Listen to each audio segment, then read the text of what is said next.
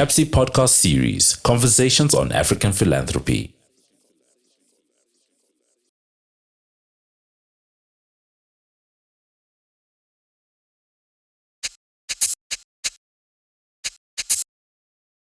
Welcome to yet another episode with me, Moyo, on Conversations on African Philanthropy. I'm really excited to be joined by my friend, a colleague, a sister, Halima Mahomed. Halima, welcome.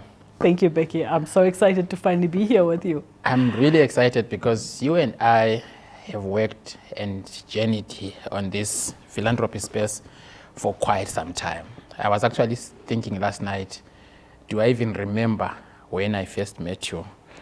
And I still a bit hazy, but I know it was during my days when I was still a student, studying and researching on philanthropy, and the Ford Foundation was one of my case studies. And at that time, you were actually with the Ford Foundation. But I wanted us to start maybe somewhere there, the early stages of this journey and the building of the African philanthropy space. Maybe at the time when you were doing your master's degree, which focused on social justice, philanthropy, but also your time at the Ford Foundation. And then we'll come back to doing the proper introduction, the formal introduction. But I think it would be best to first start there because that's how I came to know you. Sure. I was thinking about it the other day, Becky, and I think it might have been somewhere like 2008, somewhere around there. So I was at the Ford Foundation working on a range of programs, including the philanthropy program, so working with the rep of the Ford Foundation on the philanthropy program and others. And I had done, I just finished my master's on social justice philanthropy. Yeah. And it was one of those bizarre things. I was invited to present the paper at a conference and I couldn't. And a colleague who was going said, "Can I show your paper? Can I talk about it?" You met, it was Krista Carlton. You remember Krista from Mott? Yes. You met Krista and, the rest is history. You came to me and said, "Oh, we're writing this book. It's on African giving. Would you like to, would love for you to contribute a chapter." And I think that's the start. It's somewhere around 2008, 2007, 2008. Probably. So it's a long way back. And it was a different time then. Right? The philanthropy space was a different time. I often, when I talk to people about the challenges we're in right now, I also always remind myself that we've come such a long way. So back then, if you went to a European Foundation Center conference, you knew who you were going to see from the African continent, right? They were a handful of people, and you were the same people at multiple spaces. If you were being called to talk, it was the same people being called to talk. Today, you're spoiled for choice.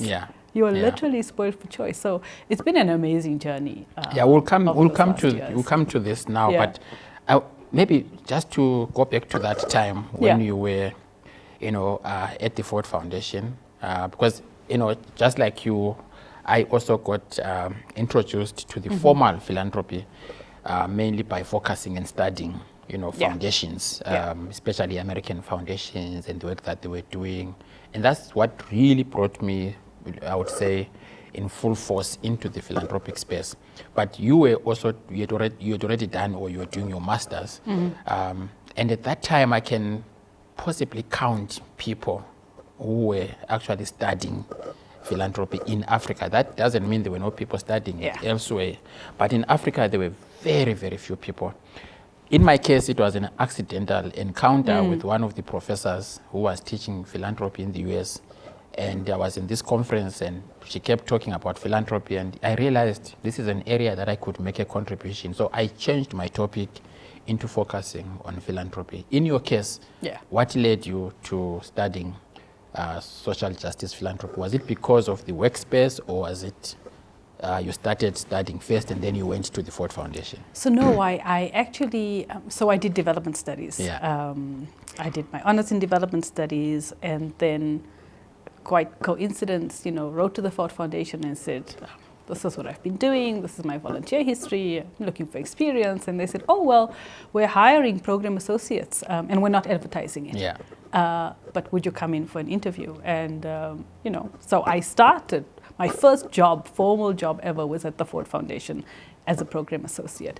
And I worked directly with the representative of the office. And the representative had generally, in addition to the representative functions, was 2 portfolios, media, arts and culture, and philanthropy. Yeah. And so I worked on the philanthropy program in addition to the others quite a bit. And the interest developed.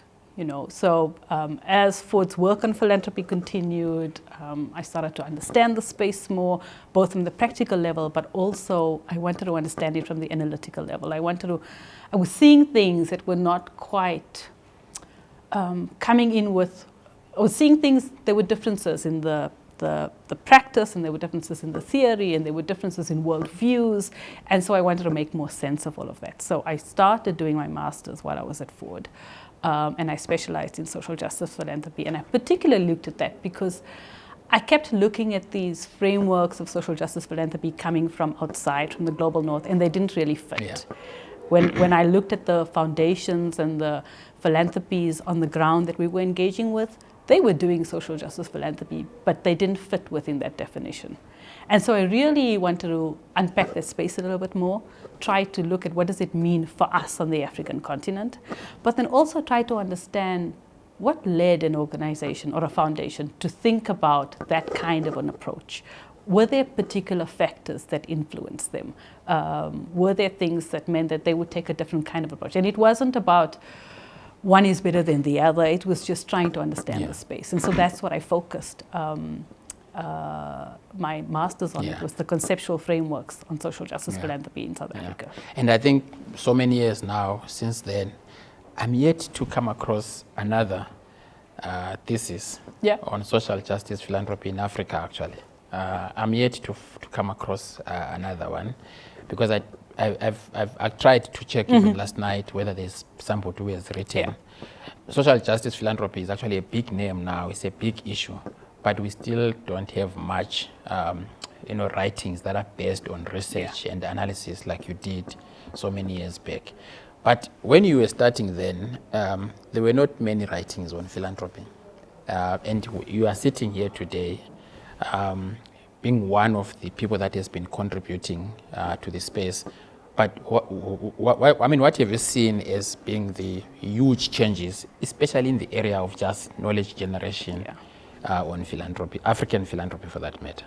So when I was studying then, there was very little written on African philanthropy and on social justice philanthropy, definitely very, very little, that we could relate to the African continent. And one of the resources I used was your PhD, actually. We go back even longer than you think, Becky. And the other resources were people. So I looked at the external knowledge, but then in order to think about how to supply on the continent, really my resources were the interviews that I did with colleagues, with people in the field, to really try and train this. And it was a struggle. I couldn't even get a lecturer on philanthropy. There was no program on philanthropy. There was no philanthropy lecturer. So my colleagues and my friends were my resource base almost to kind of keep me in check. If you look today, there's a wealth of writing. There's a wealth of resources on all sorts of topics, and some very, very interesting critical analysis coming out. For example, on narratives, on feminist philanthropy, and we're seeing through the CAPSI program, this whole new cadre of people who are working and analytically thinking, studying philanthropy and trying to make sense of that. Because it gives you a different lens when you bring both those elements in. So I think we've moved a long, long way from where we were, back then, 2007, 2008, to where we are now, the research space, the knowledge development space. And we've had to do 2 things at the same time. We've had to catch up because we needed to understand the basics. What does philanthropy look like? What's our narratives? What are the nitty-gritties of where resource flows are? But we've also had to leapfrog so that we can be at the forefront of the cutting-edge conversations. And that's not always been an easy balance to hold. right? Yeah. Because you can't, because if you stay at the basics, you will always be catching up. Yeah. So Yeah. we've had an interesting combination of both the reflecting our work, but also the analysis of how do we look to the future. Yeah. Yeah. So I got carried away with the conversation, and I didn't do the right thing, which is to really introduce you. So Halima Mahomed is currently an independent consultant working with the Tika Group, but also working very closely with Trust Africa, advising and working with them on their philanthropy program. But also Halima Mahomed is an associate of CAPSI, currently helping us with our Women in African Philanthropy initiatives, both as an advisor but also as the chair of the steering committee. I know I've left out so many things about you, but we are going to touch on some of them. So one of the things that I think you have really done very well is straddling between international work, which is what you did when you were at the Ford Foundation, because the Ford Foundation is an international philanthropy organization. But you have continued to do that with some of the work that you do, some of the writings and the consultations that you do with international groups, but also the continental work, which is something that you and I actually, at some point, we worked together at Trust Africa, Yeah. and you have actually gone back again to do advisory work and to support them. And I think there are very few people who have got that kind of experience, and I would want to hear what have been some of the big lessons or even discoveries for you as somebody who was born here in South Africa with his own particular history, maybe with a particular form of our understanding of what philanthropy is or was, and then you are exposed to working with all these different actors and becoming one of the big voices in this sector.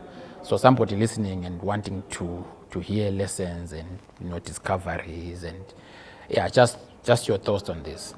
Thanks. So it's been interesting, and I think those spaces are different, but there are also similarities, right? Yeah. So let me start with the organic philanthropy kind of work, our narrative work. It was not a big jump for me. Yeah. I grew up in a home, in an environment where we didn't call it philanthropy, but it was just a part of the lives, a part of how my parents lived. We had a revolving door in our house, people in and out, there was always an open space for people to come to. And so we grew up in that kind of an environment. I also grew up with an Islamic upbringing around zakat and sadaqah and waqf, which are endowments, right? Yeah. So when I got to the Ford Foundation, I was really interested in, working with this fantastic organization, with all of these great people, and looking at how we do that in a structured way.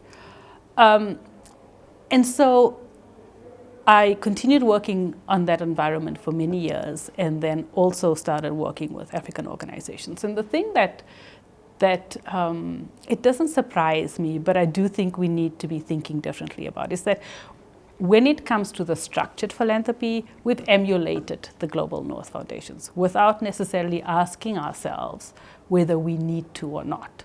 So we've kind of gone in the mold without saying, well, what does our legislation ask of us? What are the limitations of what we can and can't do? Where are the lines that we should make sure we don't cross? But also, what are the potentials of doing things differently? And so many of our formalized, institutionalized African philanthropy organizations have continued the Global North mold. We're seeing some pushback on that now, because initially, it was, well, this is good practice. Let's almost learn like a from template. it. Yeah, it's a template. Yeah. Without asking ourselves whether the template was adequate for what we needed. And so now there's a rethinking. There's a reimagining taking place around, well, what does it mean to create our own templates? But beyond templates, what does it mean to create our own narratives of what philanthropy means, what philanthropy should be doing, what its role in society is, and how do we engage with that? So I think that has been, for me, as I reflect, some of the biggest thing that I take out is how do we redefine our own institutionalized philanthropy. The organic, everyday philanthropy, it's already there. Yeah. You know, Yeah. and for us, it's about making sure that we are amplifying that we are centering it in our narratives of philanthropy, that our narratives of philanthropy are not just about the institutional spaces, that there's this whole world of giving that takes place that has not been formalized but is still organized and still very relevant, and showing what that looks like and what it means in our society. So I think when I look at the global philanthropy sector, it has not also wanted to look at the other side of philanthropy. It has a very very specific definition of what philanthropy means. But if you go back to the core of philanthropy and love for humanity, then it can take all sorts of forms. Yeah. And so we're seeing interesting conversations on the African continent now, where the institutionalized spaces are starting to make room for other narratives to come in and sit side by side, which is a difference, I think, that's not happening as much in the global north. I feel that's a space where they're catching up. So you're starting to see discussions on mutual aid systems and on giving systems in the global north, but they're not new here. We've been having them for some time. Yeah, and I mean the journey has been long actually to get where we are now, and you have also been one of the people who has been so critical around issues of voice and agency, and I think part of what you have just described here speaks to that consistency on insisting that there is agency within our communities, and that agency must also translate into the voices. Maybe we can talk about some of your work there, whether it's in writing or it's in speaking or it's in advocacy, because I know that there are many people that might be doing that, but I know that your voice stands out. If somebody was to Google now, voice and agency, definitely Halima Mahomed will come up. So let's talk about that. So it's something I've been thinking about and writing about for a very long time, but I think you can't divorce agency from thinking about what's the role of philanthropy in society. And so for me, we have to rethink our role of philanthropy to be in service of people's agency. We don't give agency, we don't endow agency. People have agency, but we often block it. As philanthropic organizations, we often hinder that. And so I think it's really, really important that we rethink how we position ourselves, how we position our privilege, how we use the spaces and the power and the resources we have so that we center agency. And agency then becomes the core focus. If you are saying that agency is central to my work, then it has implications for how you work. So philanthropy, the biggest thing is not just what you do, it's how you do it, right? If you are a philanthropic organization deciding what needs to be done for people, and your positionality doesn't necessarily give you that proper understanding, but you think that you can, there's a big problem. So how do we ensure that we center agency of people and make that our core, and then think about what does that mean for how I do my work? What does that mean for how I interact? What does that mean for philanthropic strategies of my foundation? What does that mean for the ways in which we engage in discussions? What does that mean for what the resources are directed to? What does that mean for what solidarity support looks like from philanthropy? So I think, voice and agency are critical. They need to be the central focus. I think we have too much siloed our philanthropic system, and again, we've imported that, right? So I want to look at children's rights, and I want to look at environmental rights, and I want to look at land, and I want to look at education, but they're all interconnected. But if you start to use a lens of agency, it means that you're not deciding which of those bits and pieces are important. It means that it comes out in the conversations and it comes out in the process that these are the different aspects that people want to be addressed. And your role then becomes, how do we amplify that? How do we assist, connect, leverage, resource, help to advocate for in ways that advances those priorities at different levels? So, I mean, as somebody who does a lot of writing, consultancies, but also you get to be invited to speak to different platforms and groups, do you find that at the African level, institutions are beginning to take into account those critical issues of voice and agency, And how different is that at the level of international organizations? I think it's a slow process, even on the continent, and I'll start with the continent first. One, we have particular types of foundations. Like I said, we're molded in the north, and letting go of those kind of boundaries and parameters and framings is a tricky one, especially if you have gone through the system that tells you this is what you need to be doing, right? So you almost have to take several steps back and say, what does it mean to rethink our space? If you want to create agency, if you want to create the space for supporting agency, am I willing to, am I ready to, is my board ready to really let go of the ways we have been thinking and doing and open ourselves up to a completely different process? And change is very difficult. Yeah. We see some spaces, for example, Act Ubumbano, and you've spoken to Zanele. Yeah. I think you've spoken to Ashley as well. Yeah, they're doing some really, really interesting work around centering people's agency, from how they understand the context to where resources go, to what resources are deployed to. It is not about what Act Ubumbano's goal is. It's about how do we use these resources and our solidarity to support people's agency. Yeah. Deganali is setting up a new fund, and she's not looking at thematic silos. I don't know enough about it, but I do know that she's this is it's in essence an agency fund, right? Because it's a different way of thinking about how our resourcing is going to be used.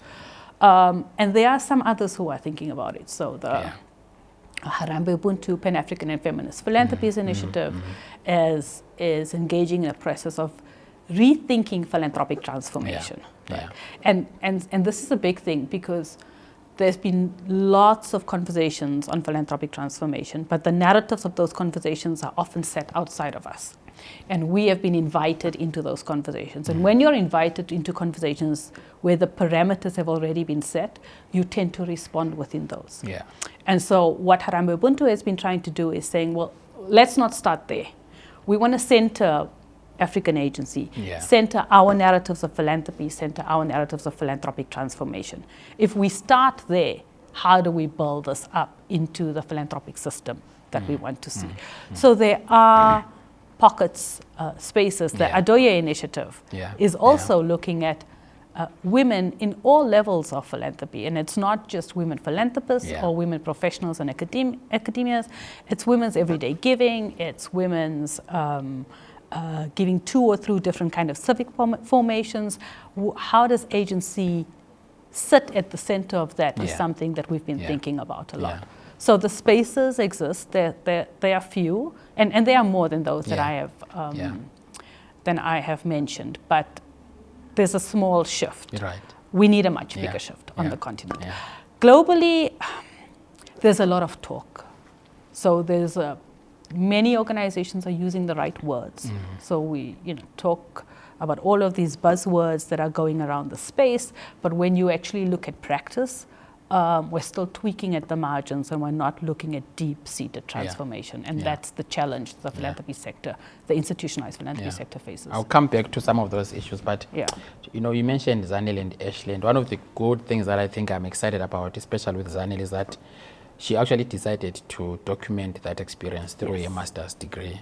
And we just recently finalized, and she is now moving on to do a PhD on more or less similar issues. And I'm also very excited by what Degan is actually doing, and I would want to keep tabs in that, because it's a very interesting field, and we'll talk a bit about that when we talk about some of the initiatives that you are involved in.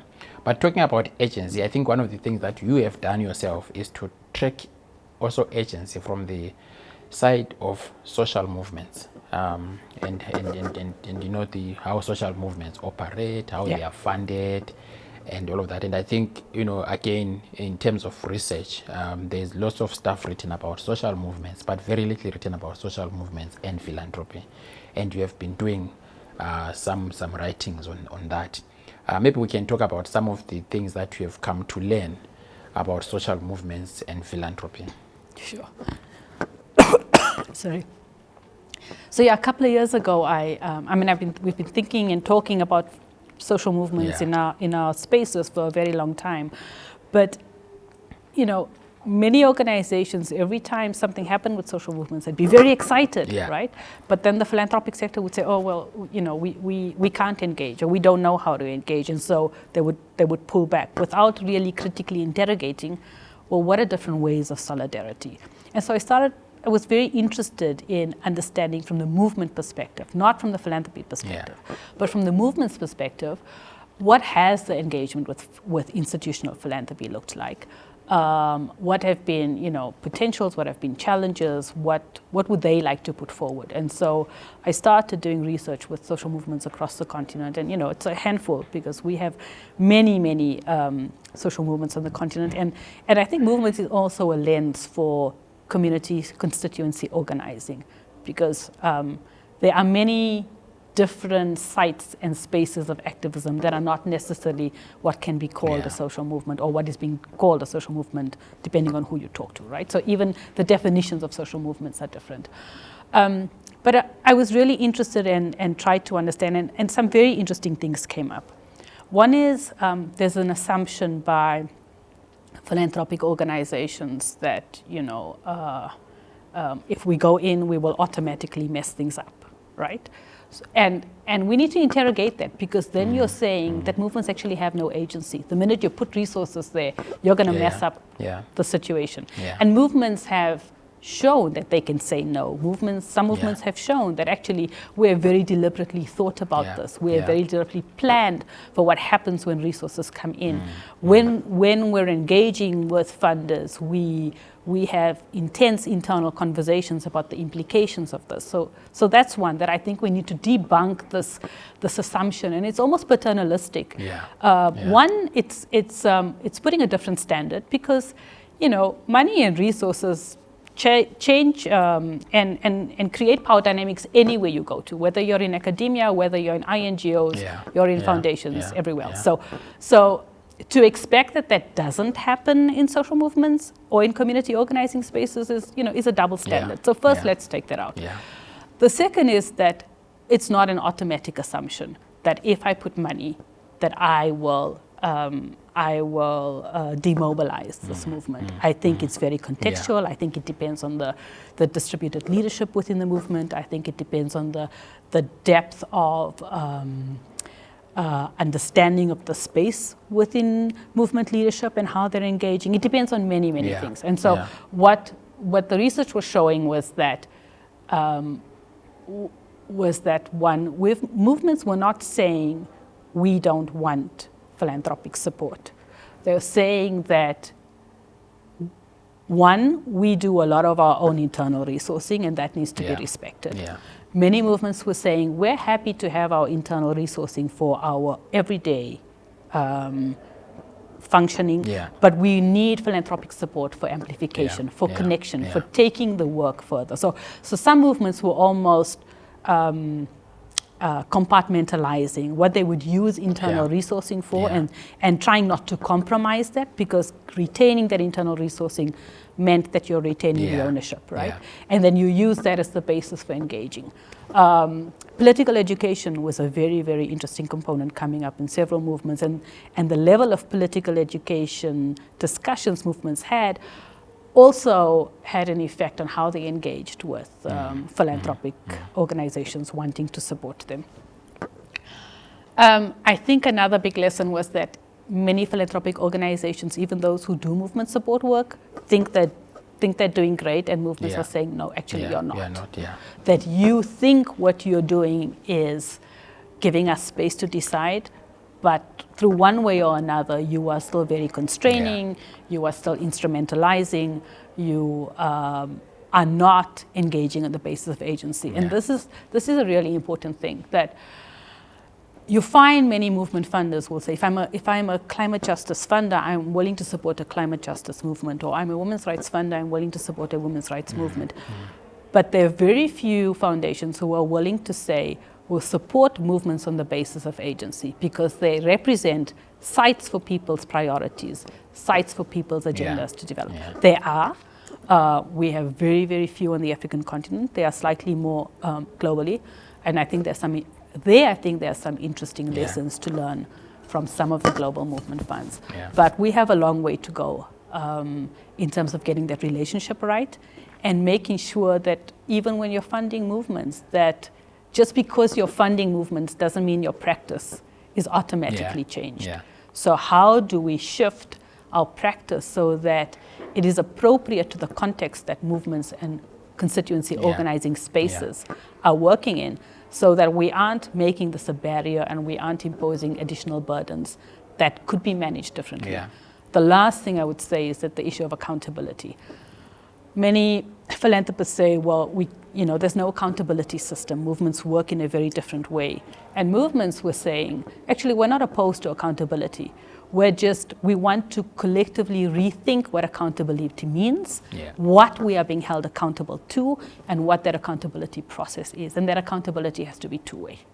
Yeah. Yeah. And so I think this is fascinating because for a long time, the writings were suggesting that once you bring in external funding, especially international funding, it would demobilize, social movements. And examples were being drawn from the case of the movements in Tanzania and everywhere. And very little was really given to this other side of what actually happens within movements themselves. And you and many others have also been involved within the realm of Trust Africa when having these conversations between movement leaders and philanthropies. And I know that there's a baraza coming up in November.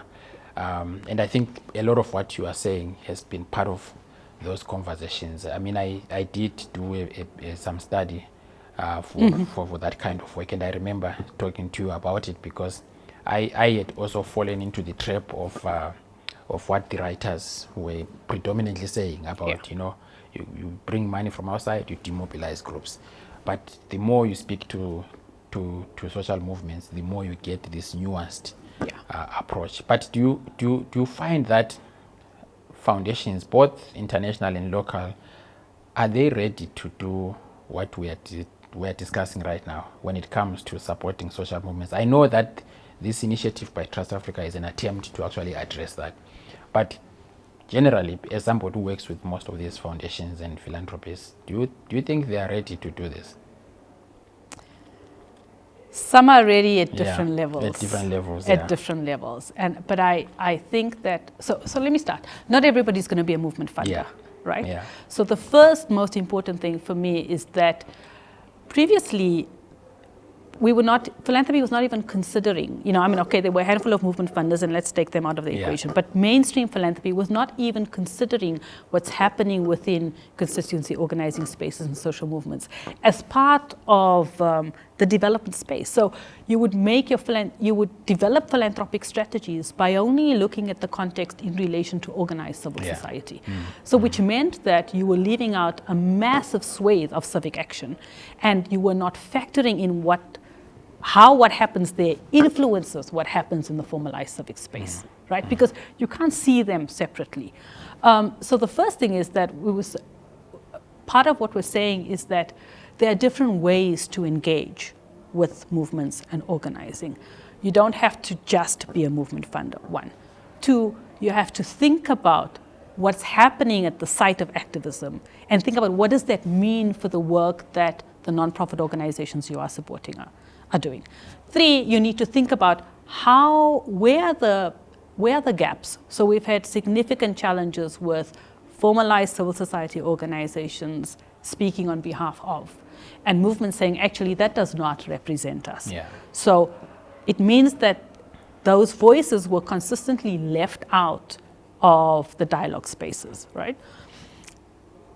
All of this to say is that there are different ways to engage. But I think that for me, we almost have to rethink from scratch how we engage, because there's this thing about creating seats at the table.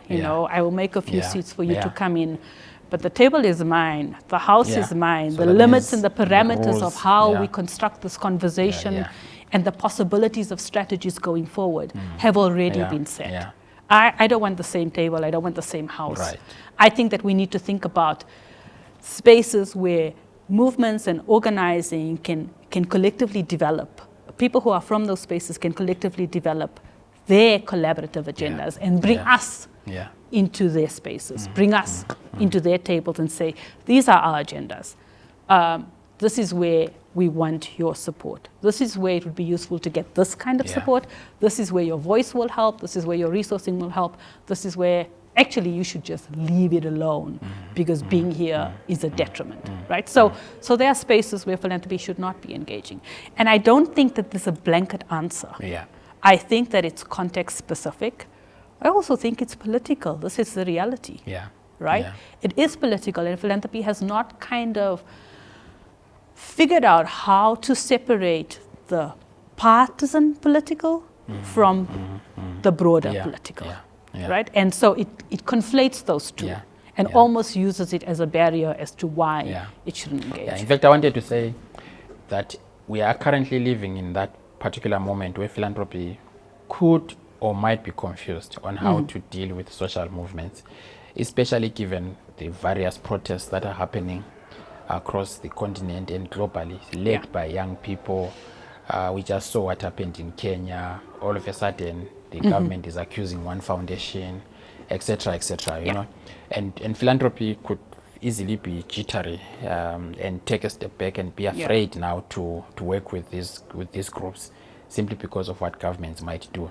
And I think this is an important moment for social movements, actually. It's a defining moment for social movements and potentially philanthropy as well, on how it can engage with that. And so I'm keen on how we can use your writings to actually influence the thinking of philanthropies in the continent, right? Because I don't think there's an issue with social movements. I think the issue is more on the financing side.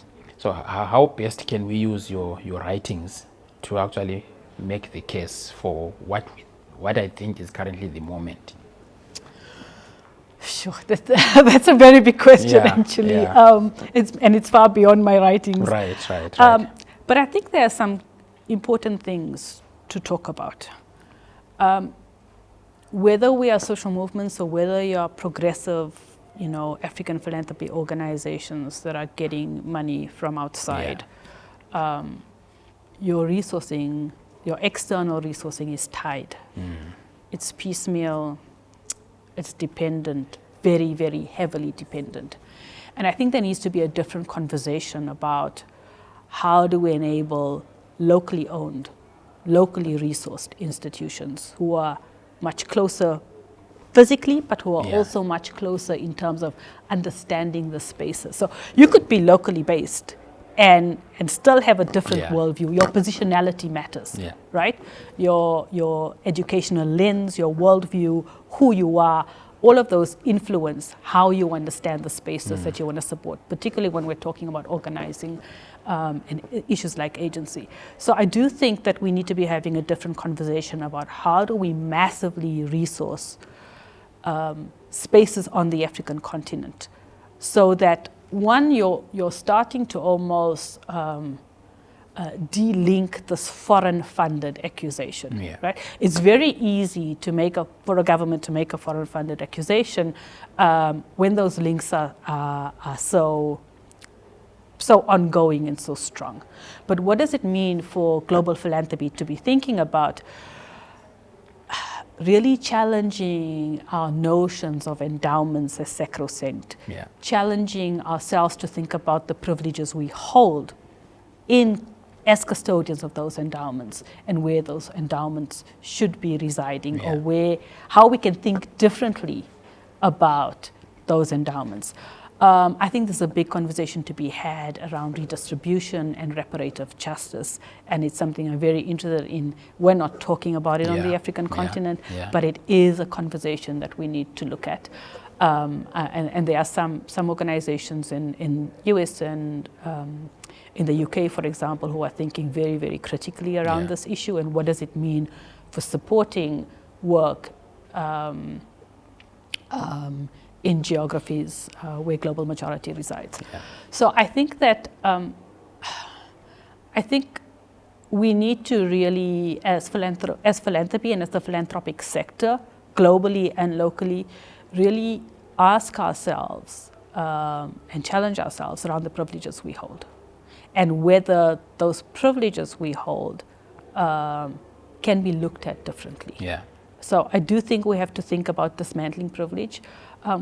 The idea of philanthropy really should be to work itself out of existence, right? We want a society where this kind of dynamic doesn't exist. Yeah. Philanthropy will always exist, Yeah. but we want it to be in a different mode. We want it to be in a different in a different kind of operation. Yeah. And that does mean really having hard questions around who we are, what powers we hold, what privileges we hold, and should it really stay here? Yeah. Or what does it mean Yeah. for supporting and enabling spaces who are independent of us? And what does independent mean? Yeah. It doesn't mean go out and find 5 other donors to replace us. Let's talk about dependency and independence and sustainability, very different. Yeah. I have a lot of difficulty with the ways in which we're talking about sustainability and resilience of organizations without really challenging ourselves to be part of that process. Yeah. So an organization needs to become resilient, and will give you resources to think about how to become resilient, but it doesn't come back to us. Which is a good maybe way to pivot to another initiative that you're involved with, which is the Harambee Ubuntu initiative, which focuses on how to sustain, I would say support and long-term funding for movements in the continent, especially Pan-Africanist and feminist movements. And I know that you've been heavily involved, especially on the narratives and the principles side of this. And recently, at the just ended 5th African Philanthropy Conference, you actually led jointly with Leila and others some sessions that were focusing on that issue. So that's one probably small way of trying to address these issues of sustainability, resilience, and among others, but doing so from a completely different perspective. So maybe we can talk a bit about that initiative, especially the principles and values that underpin it. Sure. So a slight correction. So the Harambee Ubuntu initiative is not just about resourcing African movements. It's about having a massive resource base for Pan-African and feminist philanthropies, for the infrastructure that supports that, and then for filling the gaps in movements that are not already covered. So it's not meant to be competitive with the existing resource spaces that exist. But how do we add on, how do we complement, how do we supplement, and how do we fill the gaps? And that's in relation to the broader Pan-African and feminist philanthropies agenda, which really we looked at a couple of things. One is we looked at the narratives, and the narratives were about starting with where we are rather than starting from the outside. And that meant recognizing our own forms of giving in all of the different shapes, forms, manifestations they exist. It also looked at narratives of the philanthropy we want to see, right? And that's very values-based. And it looked at narratives of philanthropic transformation and said, let's use the first two to think about what do we feel philanthropic transformation looks like. Right? And so an entire narrative framing was created out of that. There's a separate advocacy and influencing component. There's a separate endowment building component, which will look at the aspects that I talked about. But I think very important was to really center, in our narratives was to center African agency, to really think about how intersectional systems of power and privilege influence our work and need to be addressed. It really centers on how do we make sure that we are working with rather than on behalf of, so that the work that we do as philanthropy is guided by the constituencies we're meant to serve. It talks about, we think about how do we develop this in ways that recognize all forms of knowledge. And really pushing back against this idea of expertise knowledge, but that lived experience and priorities of people really need to be recognized differently when we're thinking about our work. So we've developed, a range of a narrative positioning and a range of principles that talk about what we want to look at, but also the how. And the how is just as important as the what. Yeah, so the narratives part, I think I had not really paid so much attention to it, but that sounds to be the foundation, basically. Where are we? What do we want to see? And then the transformation. Do you think that gets enough, I would say, do you think it gets enough attention in this initiative in terms of how it has been communicated? And because I think people are likely to catch the last part, which is the endowment side of things. But there's value in the narratives part, which is really, if we are to do things differently, we've got to emphasize that. So for me, you can't look at one without the other. So for example, if you are building an endowment, what does it mean to build an endowment that you hold yourself accountable to in terms of the narratives? That is aligned to the principles that you are saying, because you can't be saying one thing and doing something else, right? So the narratives is almost the core of this, and then it informs what you're doing and how you do it. But it's also, if you are looking to engage with external funders to help you to build an endowment, it's not about engaging on giving us money, right? Or giving the endowment money. It's about engaging in a different way of philanthropy and really building solidarity and alliances around what does that exploration mean and how does that translate into resourcing and independent resourcing. So I think that at different points in time, people might focus on different things, but you have to always come back to the narratives and the principles, because that's the core of your advocacy. It's the core of how you shift people's solidarity. It's the core of how you shift resourcing. And you can't do it just by saying we're setting up a fund for this. You have to constantly link it back.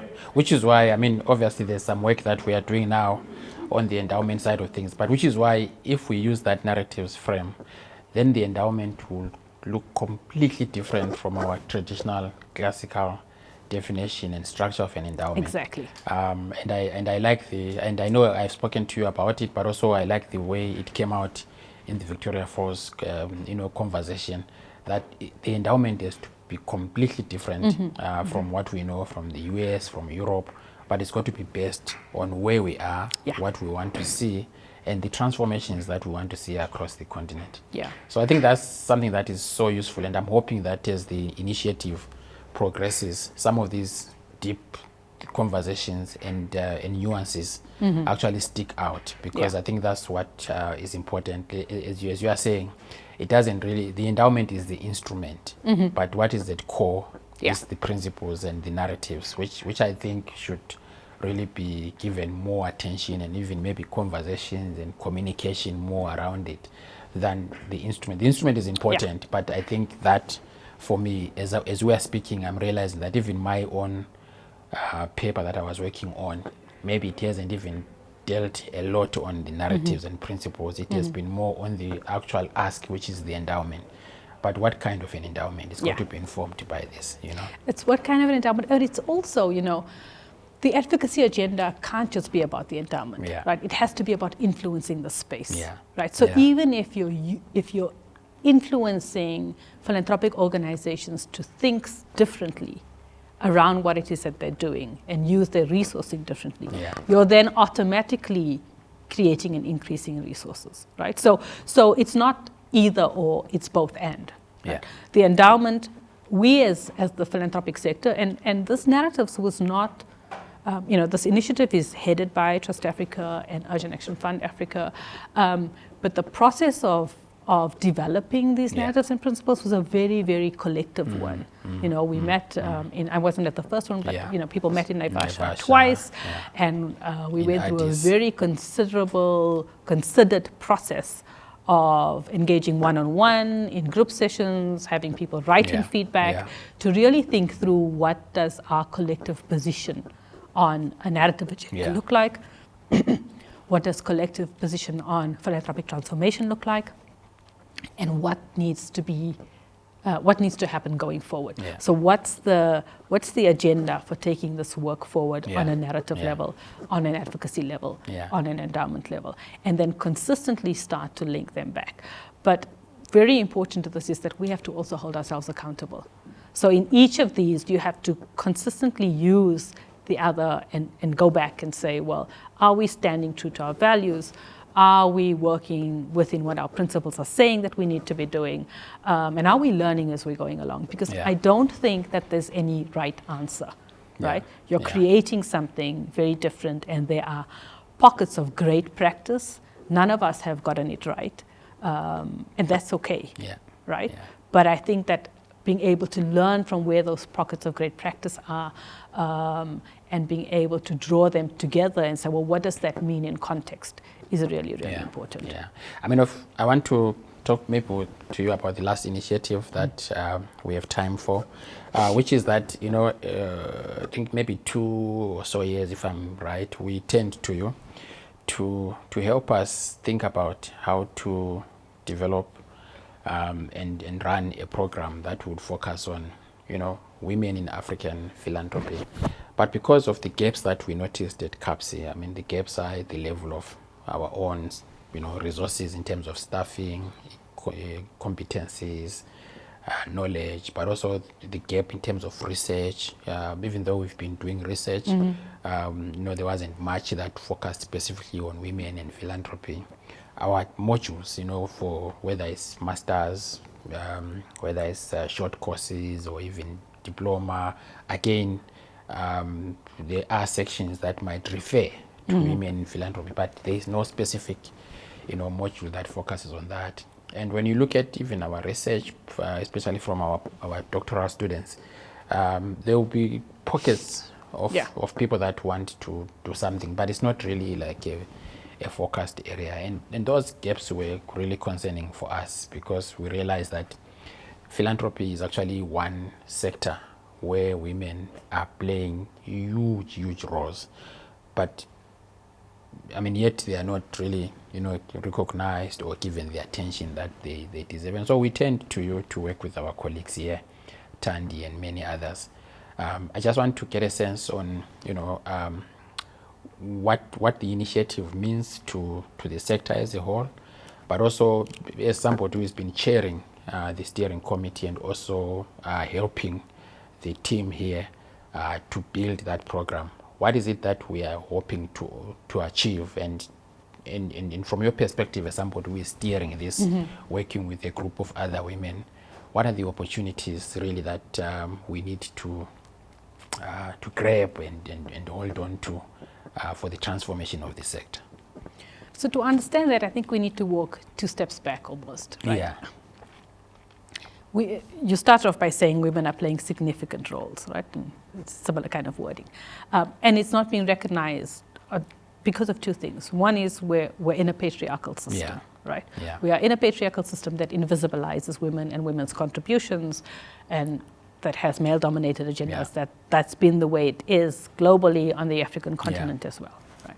The other is the space of catch-up, right, that I talked about earlier, that we're starting with the what and the whys and haven't really gotten to the nuances of let's focus on specific demographics. Should we have gotten there before? Yes, but I'm really glad that we're here now.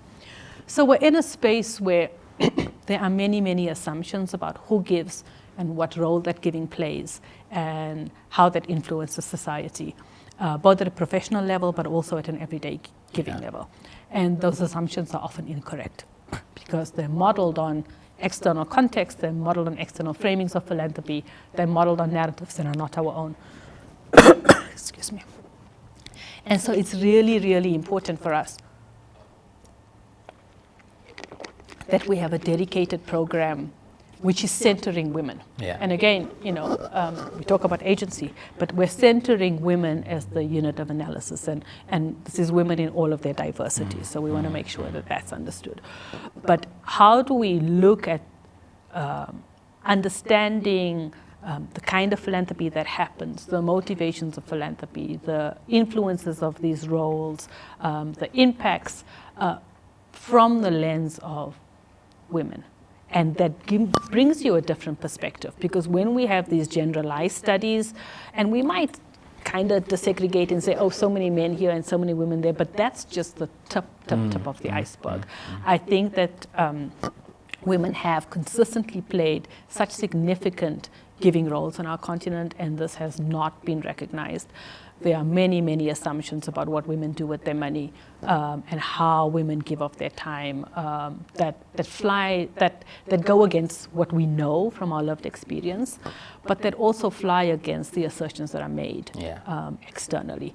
And so it's really, really important for us, one, to have a program that centers women, two, to have this as a Pan-African program, and recognizing the diversity that encompasses, right? So what does it mean to understand what does women's giving in Chad look like, for example, right?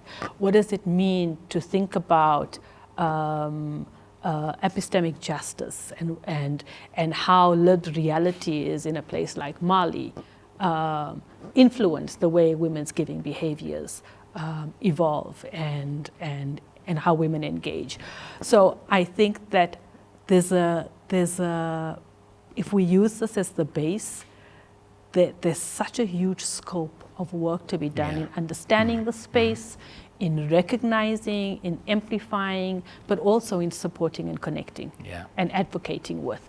So we run the whole gamut, right? From everyday giving to high net worth giving to women who've set up, formations that they're not formal civil society organizations, but they're set up because somebody is giving their time and their home and their resources. To women who are business givers, to women professionals in philanthropy, to women who are like Lerato and Zanella, who talked about earlier, who are studying philanthropy, but also doing it. So I think that this is really, really significant because it's understanding the plethora of ways in which women give.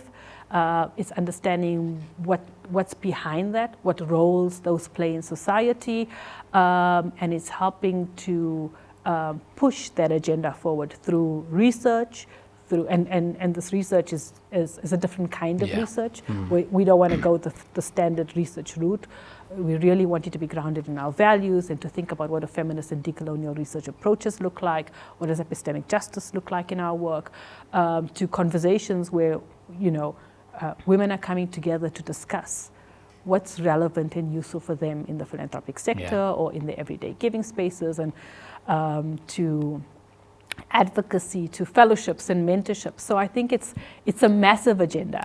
We have a fantastic steering committee from across the continent, and they were like, this is huge, and so we have to think about how do we do this one step at a time, but also how do we bring in others, and how do we start to shift the space and the conversations, even within CAPSI. You talked about your research. So what does it mean to look at CAPSI's research and say, here are the gaps, right? If we take it from this perspective of women, here are the gaps, here are the things you need to focus on.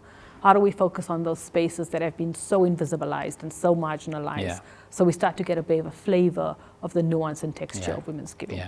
I mean, this is one of the programs that sits here with us at CAPSI, but essentially, of course, it's one that we have to navigate with the system, because we actually said that we don't want to be the ones shaping it as CAPSI. This must be shaped by the women themselves. But the reality is that it is implemented within a particular structure, a particular business school. And so we are navigating that space where it's got to be completely shaped by women, and women telling us what to do.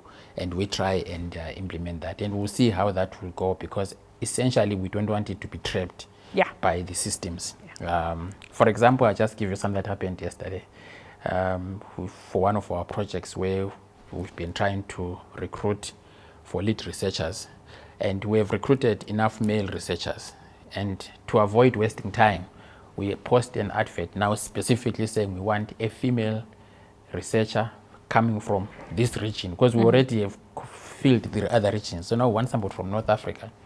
We post that thing on LinkedIn, and immediately our page is shut down. What? Our page was shut down the whole of yesterday. I doubt if it is up even today, because there was an argument that we are violating the policies by being specific on this, on saying we want a female researcher based in North Africa. So we have to rework the entire thing now to meet the system. All I'm saying is this is one initiative that I would wish that the system understands that it's not one of our usual business school programs, but this is something that we want to be driven entirely by the women themselves in the philanthropic sector, and we are hoping to see how that would work as we grow bigger and bigger. And ever since we started, I've seen the interest. Even though we launched about 2 years ago, we now have groups that have developed reports on women in philanthropy. Africa Philanthropy Network did a report recently. I think you forwarded something recently about another group that is called the Women in Philanthropy and Social Impact or something like that. Yeah. And of course, there have been chapters now set up in Ghana, Women in African Philanthropy Ghana, etc., etc. And so the opportunities, and I think the space is open for that to happen. And I would be so keen to see how we grow with your leadership and that of other steering committee members who themselves are actually, influential but experienced people who bring different regional, sectoral experiences. And some of them have been leading on this sector for years and years. And so we're really blessed to have you and the team lead us on this. So I wanted to officially thank you for the role that you are playing in helping us with this program. But why Adoye? So, in true to the spirit of this being collective, we had decided very early on that Women in African Philanthropy was a placeholder name. Okay. And that we were going to be very consultative. And you can do consultations at different levels for different things. So when it came to the name, we have a steering committee from different regions of the African continent, and we asked them to suggest. And there was a process of conversation around, do we want something that means women? Do we want something that reflects the ethos of what we're standing for? And one of our steering committee members, Nana from Waxi in Ghana, suggested Adoye, which means love in action in the Akan language, which is spoken in Ghana and some of the surrounding areas. And it immediately trumped all of the others, because it was, philanthropy is love, and philanthropy is love in action, whether it is institutionalized and formalized or not. And so that resonated very, very strongly with our steering committee, and that was a collective process of, this is what we are, So we are now known as Adoye, which stands for love in action, and that's the ethos that we're looking to reflect, and the ethos that we want to embody in what we look at, but also in our practice. So it's really, it's a privilege for me to be with this amazing group of women who bring such insights and experience and thinking into the conversations. And I talked earlier about the ethos, and we have decided very early on that we want to be consultative at different levels. And so it shouldn't be CAPC saying. So when we initially were working and we said, what would a research framework look like? Suddenly we were given all of these topics about what might be appropriate research, and immediately we pushed back and said, no, hang on. It's not for CAPC to decide what this research agenda looks like. First, we will consult with our steering committee members, and our first steering committee meeting had a very, very interrogative conversation around the work itself, what we're standing for, but also what our research agenda should look like. And then we have engaged in a scoping exercise, which really has been sent out, and we're asking women in the space to feed into us what they think are the priorities for research, for conversations, for curriculum development, for all of the different strategies that Adoye is using. And where we go to from here will depend on what comes out of that process. And will continue to depend on what comes out of dynamic processes we engage in. So we want to have an overall framing of the kinds of things that we're looking at, which gets defined by this initial processes. But then we also want to be able to respond to dynamic conversations as they're coming up. You know, if we're having a high-level dialogue on something and some really interesting suggestions come up, or people feel very strongly that something needs to be taken forward, how do we respond to that? Yeah. So how do we make it a bit of a fluid process, which is tricky in a environment that is in a university, right? So we consistently have to think about how we manage that. Yeah. But I think in being true to what we're standing for, and we have very specific values that we're holding ourselves accountable to, that it's important that we engage collectively and that we engage in ways that we all work together, rather than this is a a group of people that are leading this on behalf of everybody else. I mean, I know maybe we may not have enough time to talk about it now, but maybe when we do engage, I would want us to explore how we could realistically make it a program that is owned by women, and not be stuck within the university system, even though it might have relationships with the university. So I think that's a conversation I would want to have with you and the other members, for us to be genuine about it and make it a program that is owned by the university. So Halima, I think I would want us to end here. I know we have just scratched the surface, but when we do this, we also usually just want to know who is the person behind all this good work that they've been doing. In your case, obviously in a short space of time that we have, who is Halima? How did you end up in the philanthropy space? I mean, I know you spoke about your studies and your family upbringing, but who is Halima? If people are just listening and hearing all this and they see the face, but who is Halima? Halima is constantly in the making, as we all are, right? So I have always been thinking about and reflecting around the inequities in our society.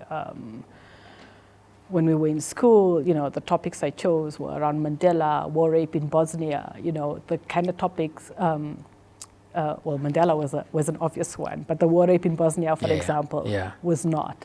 And so, in the upbringing that I've had, somehow my parents did something right in guiding me to really be thinking about how we live as part of our societies. And I think that has stayed with me throughout, that no man is an island, that we live in community, that we live collectively, and that we are each other's keepers, in a sense. And so that has really been something that's at my core, whether it is in my everyday work, whether it is in spaces that I volunteer in, whether it is in my professional. And it's very difficult to separate the personal from the professional. Political. And when we were talking at APC, I was saying, the personal is political, the political is personal. You cannot separate these identities. And we've come from a society where you are asked to, and increasingly women are pushing back and saying, actually, I am a mother. So I'm a mother of two beautiful children, and that influences how I think about my work. That also influences what I can and can't do with my work. And likewise, how do we bring our whole selves? I think for me it's really important that we bring our authentic selves into our spaces of work, into our spaces of advancing a more just society. So for me, the Halima is somebody who is a mother, who's a wife, who's a sister, who is somebody of faith, but she's also somebody who just has a deep commitment to advancing a different kind of world, a more just society. And that kind of permeates through my personal life and my professional life and my academic life, all of them combined. Halima, thank you so much. I mean, one of the things that I'm really excited about in terms of your leadership of the Adoye is also this element where experienced women who have been in the philanthropic space will be documenting their experiences and sharing with others. And I'm really excited about that, because I think it's just going to transform the landscape completely, where women are actually writing their experiences and their stories and sharing those also with the young ones who are upcoming. And so thank you so much for that, and I'm looking forward to having another conversation once maybe the project has also done some other activities, and we are coming back to share with the community what has come out of it. Thank you so much. Thank you so much, Becky, for having me. I'm glad we're finally able to do this. Great. So that was Halima Mahomed, an independent consultant, but as you heard, somebody who has journeyed and worked immensely in the philanthropic space here in Africa, but also dealing with issues that are global as well. Thank you for watching. We'll see you next time. You've been listening to the CAPSI podcast series, Conversations on African Philanthropy.